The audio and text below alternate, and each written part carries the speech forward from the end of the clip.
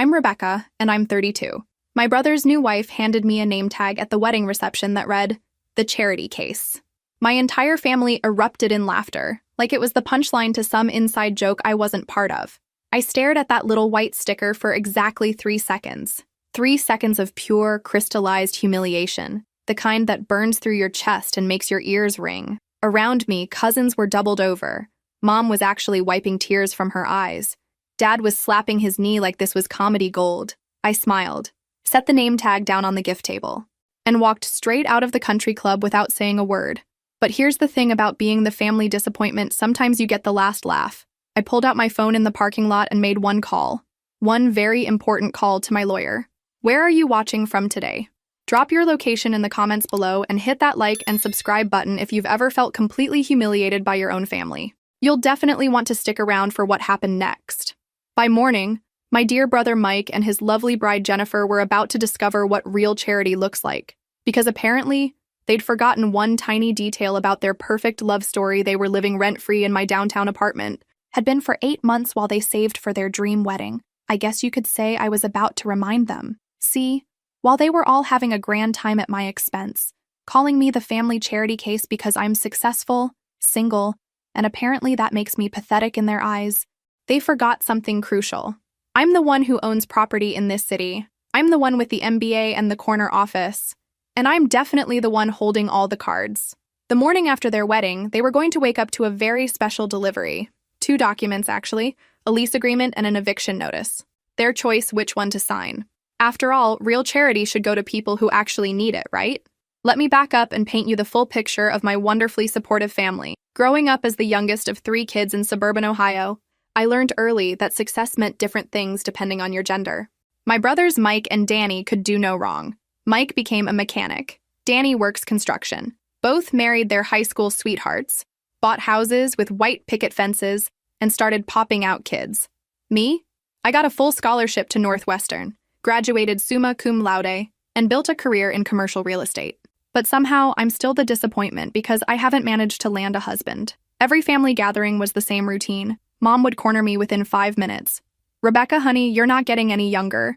Maybe you should lower your standards a little." "Thanks, Mom." Really feeling the love. Dad was more subtle, but just as brutal. "Career's great, sweetheart, but when are you going to focus on what really matters?" What really matters? As if building a portfolio worth 7 figures was just some cute hobby I picked up. The worst part? I actually tried to help them understand my world. Last Christmas, I explained how I'd just closed a $20 million office complex deal. Know what Mom said? "That's nice, dear. Mrs. Henderson's daughter just had twins." Because apparently, creating life is impressive, but creating wealth is just showing off. My success made them uncomfortable. When I bought my BMW, they suddenly couldn't afford family dinners at anything nicer than Applebee's. When I renovated my condo, they stopped visiting because it made them feel inadequate.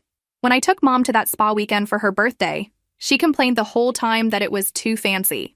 But here's the beautiful irony: they had no problem accepting my help when they needed it. Danny's transmission blew? Guess who loaned him $3,000? Mom needed her roof repaired? I covered it. Mike wanted to propose to Jennifer but was broke? I bought the ring. And when Mike asked to stay in my downtown apartment to save money for the wedding, I said yes. Because that's what family does, right? I should have seen the writing on the wall when Jennifer moved in too without asking, or when they redecorated my place without permission, or when they started hosting parties and telling people it was their apartment. But no, I kept being the good sister, the reliable one, the charity case. The morning of Mike's wedding should have been a red flag parade, but I was too busy playing the supportive sister role to notice. Jennifer had demanded, really, that I handled the little details since I was so good at organizing things. You know, because that's what single women are for. Free labor. I spent 3 hours that morning picking up flowers because their delivery guy got confused about the address. Jennifer's fault, actually, since she'd given him my apartment as the drop-off point without telling me. But somehow this became my emergency to solve. Then there was the cake crisis. The bakery called at 7 a.m. because Jennifer had changed the flavor 3 times and never confirmed the final order. Guess who got to drive across town to sort that out? If you guessed the family charity case, you'd be correct. By the time I got to the venue, the wedding party was in full meltdown mode. Jennifer's maid of honor had food poisoning, the photographer was stuck in traffic, and the officiant was running late because he'd mixed up the time. But don't worry, Rebecca to the rescue again. I coordinated with the photographer's assistant, rearranged the schedule, and even helped Jennifer get into her dress because her backup maid of honor had never worked a corset before. Did anyone thank me? Of course not. I was just doing what the spinster aunt does, making herself useful so people tolerate her presence. The ceremony itself was beautiful, I'll give them that. Mike looked genuinely happy, and Jennifer was radiant. For about 30 minutes, I felt that warm glow you get when family moments work out perfectly. My baby brother was starting his happily ever after. Then came the reception. Have you ever experienced that moment when you realize how your family really sees you? Drop a comment below if you've ever felt like the family disappointment despite being the most successful one in the room. The name tags should have been my first clue. Everyone else had proper ones. Mother of the bride, best man, family, normal wedding reception labels. But when Jennifer handed me mine with that sweet smile that never reached her eyes, I knew something was off. The charity case. In elegant script, no less. The laughter started immediately. My cousin Sarah actually snorted. Uncle Bob was slapping his knee. Even the kids were giggling, though they probably didn't understand the joke. Mike stood there grinning like this was the funniest thing he'd ever seen. This from the man who'd been sleeping rent-free in my guest bedroom for 8 months. That's when everything clicked into place. This wasn't spontaneous humor. This was orchestrated humiliation. The drive home from the wedding was the longest 20 minutes of my life. Not because of traffic, because of clarity. You know that feeling when puzzle pieces suddenly snap together and you see the whole picture? That's what hit me in waves. Jennifer hadn't made a mistake with that name tag. This was planned, calculated. They'd sat around my dining room table, the one I'd bought, in the apartment I owned, and laughed about how to publicly humiliate the family charity case. The irony was so thick you could cut it with a knife. There I was, being mocked for being the family charity case by people living off my actual charity. I pulled into my building's parking garage and sat there for a minute, engine running. Through the concrete walls above me, I could hear music and laughter. Mike and Jennifer were throwing an after-party. In my apartment. With my electricity. Probably serving my leftover wine to wedding guests who'd just watched me get humiliated. That's when I made the call. David, it's Rebecca. I need those documents we discussed. First thing Monday morning. My lawyer had been suggesting this for months. You're too generous with your family, he'd warned. Get everything in writing. But I'd resisted because you don't put legal contracts between family members, right? Wrong. Apparently, family members have no problem putting humiliation between you and basic human dignity. David was all business, even on a Saturday night. Standard lease agreement or month to month? Month to month. And David? Include an immediate termination clause. 30 days notice. Any particular reason for the urgency? I stared up at my apartment windows, watching shadows move behind the curtains. My apartment. My investment. My charity that had been taken for granted for 8 months while they planned my public humiliation. Let's just say the charity is being redirected to more deserving recipients. Sunday passed in beautiful, peaceful silence. I stayed at my office, catching up on paperwork and enjoying the quiet. No family calls, no demands for help, no Jennifer rearranging my furniture or Mike leaving dishes in my sink. For the first time in months, my space was mine. Monday morning, I woke up early and dressed in my best suit, the navy Armani that made me feel invincible. If I was going to change the family dynamic forever, I might as well look good doing it. Monday morning arrived with all the subtlety of a freight train. I'd been awake since 5, not from nerves, but from anticipation. There's something deeply satisfying about having a plan when you've been reacting to other people's games for so long. David's messenger service was punctual. The documents arrived at Mike and Jennifer's temporary residence, aka my apartment, at exactly 9 a.m. Standard business hours. Professional and courteous. My phone started ringing at 9:03. Rebecca, what the hell is this? Mike's voice was panic-adjacent, which was new. Usually he only called me when he needed something, and the tone was always casual, confident that Big Sister would fix whatever mess he'd created. Good morning to you too, Mike. I trust you and Jennifer had a lovely honeymoon night in my guest bedroom? Cut the sarcasm. There's a guy here with legal documents. Something about lease agreements and eviction notices? I leaned back in my desk chair, spinning slightly to face the floor-to-ceiling windows of my downtown office. 30 floors below, people hurried along sidewalks, probably dealing with their own Monday morning crises. But up here, I was in complete control of mine. Oh, that. Yes, David drew those up for me. There are 2 options, Mike. You can sign the lease agreement and start paying market rate rent that's $2,800 a month, utilities not included. Or you can sign the eviction notice and be out by the end of the month. Silence. Then, are you insane? We just got married yesterday. Congratulations. Marriage is a wonderful institution. So are legal contracts. Rebecca, you can't be serious. We're family. And there it was. The magic word that was supposed to fix everything. Family. The same word that had been conspicuously absent when they were designing humiliating name tags for me. You're absolutely right, Mike. We are family. Which makes your wife's little joke at the reception even more special, don't you think?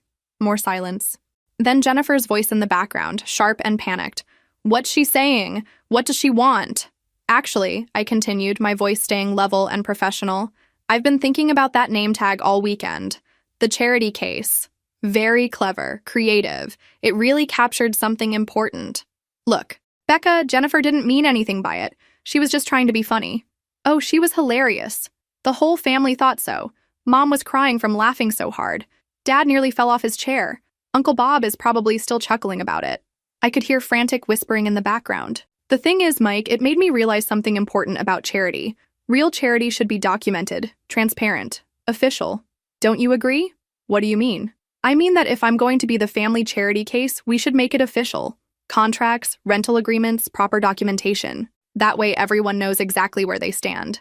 The silence on the other end of the phone stretched so long I wondered if the call had dropped. Then I heard Jennifer's voice, shrill and indignant. She can't do this. We just got married. This is our home. Their home. I had to admire the audacity. Mike, are you still there? I asked pleasantly. Yeah, I'm here. Look, Becca, can we just talk about this? Come over and we'll work something out. Actually, I think the messenger has explained everything quite clearly. 2 documents, your choice. Though I should mention that David included a clause about property damage and unauthorized modifications. You'll want to review that carefully. Property damage.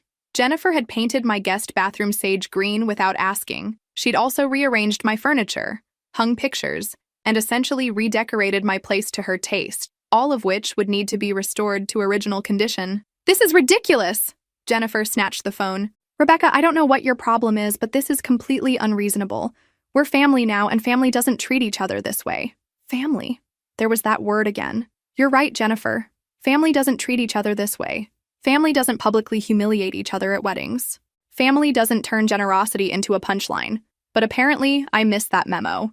That was just a joke. Everyone was laughing. Everyone was laughing at me. There's a difference. And now I'm laughing at the irony. What irony? I smiled, even though she couldn't see it. The irony that the family charity case is the one with the real estate portfolio. The irony that the woman too pathetic to catch a husband is the one providing housing for the happy couple. The irony that your joke just cost you your free ride. Mike got back on the phone. Okay, fine. We get it. You're mad. But can't we work something out? I'm between jobs right now, and with the wedding expenses, between jobs. Mike had quit his position at the garage 3 months ago because he didn't like his new supervisor. He'd been in no hurry to find replacement employment because he was living rent-free and Jennifer was working part-time at a boutique. That's exactly why David included both options, Mike. If you can afford market rate rent, sign the lease. If not, the eviction notice gives you 30 days to find alternative arrangements. 30 days? Do you know how hard it is to find an apartment in 30 days? Actually, yes, I do. I'm in real estate, remember? The career you all think is so meaningless compared to what really matters. What do you think will happen next? Will Mike and Jennifer swallow their pride and pay rent? Or will they try to manipulate the family into turning against me? Drop your predictions in the comments below. The call ended with more sputtering protests and threats to call our parents. I wasn't worried. Mom and Dad could lecture me all they wanted about family loyalty and forgiveness. But they couldn't change the fact that I owned the property and had every legal right to charge rent or evict non-paying tenants. I spent the rest of Monday in meetings, but my phone buzzed constantly with texts from various family members. The news was spreading fast. By noon, everyone knew that mean old Rebecca was throwing the newlyweds out on the street. By 5 p.m., I had 12 missed calls and 43 unread messages. I deleted them all and went home to my quiet, child-free, drama-free office building apartment. Some people might call me heartless, but I prefer to think of myself as finally learning to value my own worth. Tuesday brought the family intervention I'd been expecting. Mom called at 7 a.m., which meant she'd been awake worrying since 5. Nothing gets Mom up early like a good family crisis she can't control. Rebecca Ann Mitchell, what is wrong with you? No hello, no pleasantries. Straight to the guilt trip. Your brother is devastated. Jennifer is in tears. How could you do this to them right after their wedding? I sipped my coffee and watched the sunrise paint my living room golden. God, it was peaceful without roommates. Good morning, Mom. I'm doing well, thanks for asking. Don't you dare get smart with me, young lady. Mike told me everything. You're trying to charge them rent? On their honeymoon week? That's just cruel. Their honeymoon week was 3 days in my apartment. And yes, I'm charging rent because that's what property owners do. They're family. You don't charge family rent. I almost laughed. Funny, I don't remember family putting charity case name tags on each other either. But here we are. That was just a silly joke, Rebecca. You're overreacting. Overreacting. The classic dismissal. Anytime I set boundaries or stood up for myself, I was overreacting. When Mike borrowed money and never paid it back, I should be understanding. When Danny used my credit card without asking, I should be supportive. But when I finally said enough, suddenly, I was the problem. Mom, let me ask you something. If someone publicly humiliated you at a family event, would you continue providing them with free housing? It's different when it's family. You're right, it is different. Family should treat each other better than strangers. But apparently, I missed that lesson. The conversation continued for 20 minutes. Mom deployed every weapon in her arsenal. Guilt, tears, threats to exclude me from family events, and finally, the nuclear option. Your father is so disappointed in you, Rebecca. We raised you to be better than this. Better than what?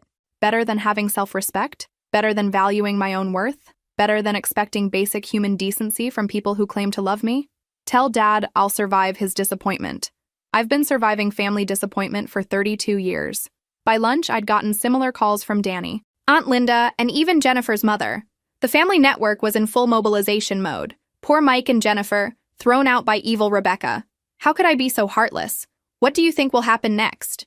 Will the family pressure work? Or will Rebecca stand her ground? Drop your predictions in the comments below. The funny thing about family pressure campaigns is they only work if you care more about family approval than your own dignity. And after Saturday night, I'd discovered something liberating. I was completely done caring what they thought. That evening, Mike showed up at my office building. The security desk called to ask if I wanted to see him. Send him up, I said. Time for round 2. Mike looked rough when he walked into my office. 2 days of marriage had not been kind to him. His hair was messed up, his shirt wrinkled, and he had that deer in headlights expression he used to get when Mom caught him sneaking out in high school. Nice office, he said, looking around at my corner space with its city view and mahogany furniture. Real impressive. Thank you. It's what success looks like when you're not busy being a charity case. He winced. About that name tag thing. What about it? Jennifer feels really bad about it. She wants to apologize. How thoughtful. Where is she? Downstairs in the car. She was too embarrassed to come up. Too embarrassed. The woman who'd orchestrated my public humiliation was too embarrassed to face me privately. Rich. So, what can I do for you, Mike? He sat down heavily in one of my client chairs. Come on, Becca. You know why I'm here. We need more time to figure this out. Figure what out? The documents are pretty straightforward. Pay rent or move out. But $2,800 a month? That's more than I made at the garage. Which is why David included the eviction option. Very considerate of him, actually. Mike ran his hands through his hair. Look, I get that you're mad about the name tag thing, but Jennifer was just trying to fit in with the family. She's nervous around everyone, and she thought making a joke would help. A joke. That's what we were calling calculated humiliation now. Mike, let me tell you what I think really happened. I think you and Jennifer sat in my apartment, and complained about poor, sad Rebecca who can't get a man. I think Jennifer suggested that stupid name tag because she wanted to put me in my place. And I think you went along with it because you've never respected what I do or who I am. That's not true, isn't it? When's the last time you asked about my work? When's the last time you congratulated me on a deal? When's the last time you treated my career as anything other than a cute hobby I'll abandon when I finally catch a husband? He was quiet for a long moment. Then, you're successful, Becca. We all know that. Knowing and respecting are different things. You know I have money, but you don't respect how I earned it or what it represents. So what? You want me to bow down and worship your bank account?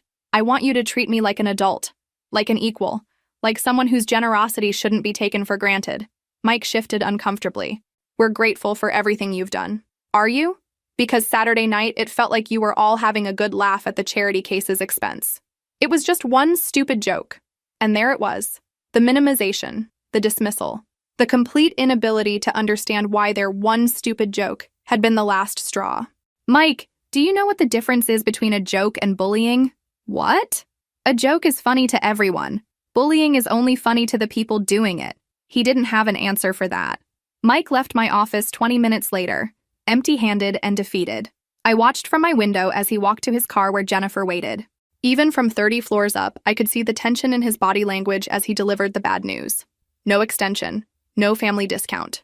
No special consideration for being newlyweds. Wednesday brought a new strategy: emotional manipulation via mom.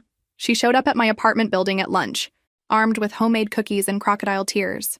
"Rebecca, honey, we need to talk." I let her in, mostly because I was curious what angle she'd take this time. Mom settled on my white sofa, the one Jennifer had tried to cover with her collection of throw pillows, and opened her purse. I brought pictures from the wedding. Of course she did. Because nothing says, forget about being humiliated, like reliving the moment in glossy color prints. She spread them across my coffee table like a peace offering. Mike and Jennifer cutting the cake, the family group shot, dancing photos, all the moments that came after I left. "You missed so much, sweetie." Uncle Bob gave the funniest speech. Danny's kids were adorable on the dance floor. It was such a beautiful night. Beautiful for everyone except me, apparently. "Mom, why are you really here?" Her lower lip trembled. "Your brother is talking about moving back home. With me and your father. Can you imagine? Newlyweds living in our little 2-bedroom house?" Ah, there it was. Mom didn't want Mike and Jennifer cramping her retirement style any more than I wanted them freeloading in my apartment. That would be challenging, I agreed. "Rebecca, you have all this space, all this success. Couldn't you find it in your heart to help family one more time?" One more time. As if the 8 months of free housing, the loan for the engagement ring, the wedding coordination, and countless other favors hadn't happened. As if Saturday night had erased all previous generosity and reset the family ledger to 0. "Mom, let me ask you something. If a friend treated you the way Mike and Jennifer treated me, would you keep helping them? But they're not friends, they're family. So family gets to treat you worse than strangers?" She dabbed her eyes with a tissue. "Family means forgiveness, Rebecca. It means grace and love and putting others first. And what about respect? What about basic human decency? Do those count for anything in your version of family?" "Of course, but because from where I sit, respect seems to be a one-way street in this family. I'm supposed to respect everyone else's choices, everyone else's needs, everyone else's feelings. But when it comes to respecting mine, well, I'm just overreacting." Mom was quiet for a moment, picking at her tissue. Then, "What do you want from them, Rebecca? An apology? I want them to understand that actions have consequences. I want them to realize that my generosity isn't unlimited, and I want them to treat me like a human being instead of a walking ATM. So you'll make them homeless to prove a point? I'll make them responsible for their own lives." "There's a difference." She gathered up the wedding photos, her hands shaking slightly. "This isn't the daughter I raised. Maybe not. But it's the woman I needed to become." Thursday brought the nuclear option. Dad. He didn't call first, just showed up at my office building at closing time, looking stern and disappointed. Classic dad move corner me when I was tired and off guard. "We need to talk," he said when security called up. I considered saying no, considered having security escort him out. But curiosity won. Dad rarely involved himself in family drama. If he was here, things were escalating. He looked uncomfortable in my office, like the success surrounding him was somehow offensive. Dad had worked construction his whole life, honest work with his hands. My glass and steel world probably seemed foreign and cold to him. "Hell of a view," he said, standing at the window. "I like it. Bet it costs more than my house." "Probably." He turned to face me, his expression serious. "Your mother's worried sick about you." "I'm fine, Dad. Better than fine, actually." "Are you? Because this thing you're doing to Mike, it doesn't seem like you." "Which part? Charging rent for my property or expecting to be treated with basic respect?" "The vindictive part." Vindictive. There was a word I'd been expecting. Any woman who stood up for herself was vindictive. Any woman who set boundaries was a bitch. Any woman who refused to be a doormat was clearly the problem. "Dad, let me tell you what vindictive would look like. Vindictive would be evicting them immediately. Vindictive would be charging them back rent for the 8 months they lived there free. Vindictive would be taking them to court for the unauthorized modifications to my property." His eyebrows shot up. "Unauthorized modifications?" Jennifer painted my guest bathroom, hung pictures, rearranged furniture, changed locks. Basically treated my place like her personal home improvement project. Dad was quiet for a moment. In his world, you didn't mess with another man's property without permission. That was sacred. "I didn't know about that," he admitted. "There's a lot you don't know, Dad. Like how I've loaned Danny money 6 times in 5 years. Like how I paid for Mike's engagement ring. Like how I've been the family bank for years while being treated like the family disappointment. Nobody thinks you're a disappointment." "Really?" "Because Saturday night felt different." He sat down heavily in my client chair. "That name tag thing was stupid. Cruel, even. But Rebecca, You can't let one moment of poor judgment destroy your relationship with your brother. It wasn't one moment, Dad. It was the culmination of years of being taken for granted. The name tag was just the final straw. So what's your end game here? You want to punish them forever? I want them to grow up. I want Mike to get a job and support his wife instead of living off his sister's charity. I want Jennifer to understand that marriage doesn't entitle her to other people's property. And I want my family to realize that success doesn't make someone a target for ridicule. Dad studied me for a long moment. You've changed, Rebecca. Yes, I have. I used to think family love was unconditional. Now I know better. Love is unconditional, but relationships require mutual respect. I stared at him. Did you just agree with me? A ghost of a smile crossed his face. Don't let it go to your head. We sat in comfortable silence for a moment. Then Dad asked the question I'd been dreading. What if they can't afford the rent? Then they'll figure something else out, just like every other adult in America. He nodded slowly. Your mother won't like this. Mom's had 32 years to see me as more than the daughter who can't catch a husband. I'm done waiting for her approval. As Dad left, he paused at the door. For what it's worth, I'm proud of what you've built here. It was the first time he'd ever said that. Friday brought the revelation that changed everything. I was packing up to leave the office when my phone buzzed with a text from my neighbor, Mrs. Chen. She lived across the hall from my apartment and had a clear view of the comings and goings. Rebecca, dear, I thought you should know there are moving trucks at your building. Multiple trips. They're taking quite a lot of furniture. My blood went cold. I called her immediately. Mrs. Chen, what kind of furniture? Well, let me see. They took that lovely leather sectional from your living room, and the dining set. Oh, and several boxes of what looked like artwork and decorative items. They were stealing from me. Mike and Jennifer weren't just refusing to pay rent, they were looting my apartment on their way out. I broke every speed limit getting to my building. The moving truck was still there, being loaded with my 60-inch television. Stop! I called out to the movers. That's my property. The moving supervisor, a burly guy with a clipboard, looked confused. Lady, we got a signed authorization right here. Mike and Jennifer Mitchell hired us to move their stuff. Their stuff? That's my TV. Mike appeared in the building doorway, looking guilty as hell. Becca, I can explain. Explain what? Explain why you're stealing my furniture? We're not stealing. We bought some of this stuff. With what money? You've been unemployed for 3 months. Jennifer emerged behind him, her arms full of my throw pillows. These were gifts. I picked them out. With my credit card. In my apartment. The movers had stopped loading, sensing trouble. The supervisor approached me. Ma'am, if there's a dispute about ownership, we can't complete this move without proof of purchase or a police verification. Call the police, I said immediately. Mike's face went white. Rebecca, come on, don't do this. Don't do what? Don't report theft? Don't protect my own property? We'll bring it back. We just needed some furniture for Mom and Dad's place. And there it was. The truth finally came out. They weren't just refusing to pay rent, they were stealing my belongings to furnish their next free living situation. How much? I asked quietly. How much of my stuff were you planning to take? Mike and Jennifer exchanged glances. Jennifer's defiance crumbled first. Just the basics, she whispered. We didn't think you'd miss it. Didn't think I'd miss my own furniture. The audacity was breathtaking. The police arrived 20 minutes later. I showed them my lease agreement, my homeowner's insurance policy, and receipts for the major items. Mike and Jennifer couldn't produce proof of purchase for anything. Ma'am, the officer said to me, do you want to press charges? I looked at my brother, standing there in handcuffs with his new wife crying beside him. This was the moment of truth, the moment that would define our relationship forever. Yes, I said, I want to press charges.